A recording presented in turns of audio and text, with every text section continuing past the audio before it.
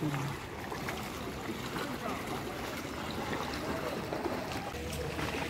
আজকের 2 দিনের বৃষ্টিতে আপনারা দেখতে পাচ্ছেন যে আমাদের বিএম কলেজের ক্যাম্পাস থেকে শুরু করে আমাদের যে হলগুলো আছে, এই হলগুলা একেবারে তলিয়ে যাওয়ার অবস্থা। হলের যেই সামনে আশেপাশের জায়গাগুলো আছে, এই জায়গাগুলো একেবারে পানিতে ভরপুর, যার কারণে শিক্ষার্থীরা ঠিকমতো খাবার খেতে যেতে পারতেছে না পানির কারণে।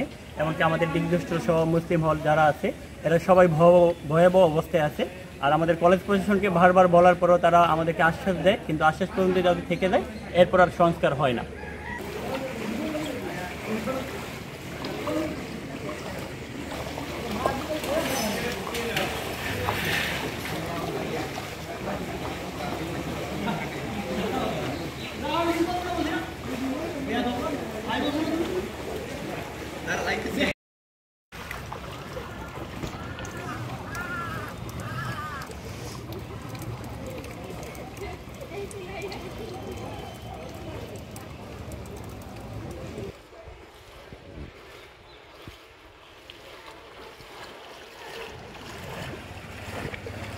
তো হচ্ছে এই যে টানা বর্ষণ এবং এই বর্ষণের ফলে যে ক্যাম্পাসে যে শিক্ষার্থীদের যে স্বাভাবিক জীবনযাপন, শিক্ষার্থীদের যে লেখাপড়ার চলমান রাখা, এটা আসলে কষ্টকর হয়ে উঠছে।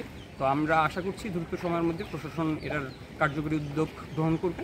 অন্যথায় আসলে শিক্ষার্থীরা আবারও তার মতন করে আসলে আন্দোলন সংগ্রামের মধ্য দিয়ে আসলে তার দাবি দেওয়া আদায় করবে।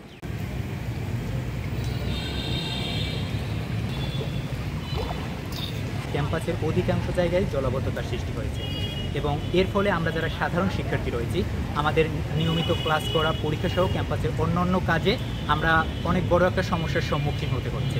ক্যাম্পাসে হাঁটু সমান পানি থাকার কারণে বিভিন্ন ধরনের জোঁক, ক্ষতিকর পোকামাকড়, সাপসহ অনেক ধরনের প্রাণী রয়েছে, যার ফলে আমরা সাধারণ শিক্ষার্থীরা ভয়ের মধ্যে থাকছি।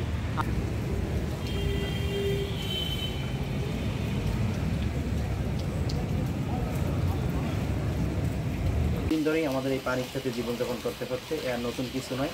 বর্ষা মৌসুম আসলেই আমাদের এই করুণ অবনতি। তো দীর্ঘদিন ধরে আমাদের ক্যান্টিন অফ, এক্ষেত্রে আমরা হচ্ছে মুসলিম হলের সকল শিক্ষার্থীরা পিছনে খাবার খেতে যেতাম।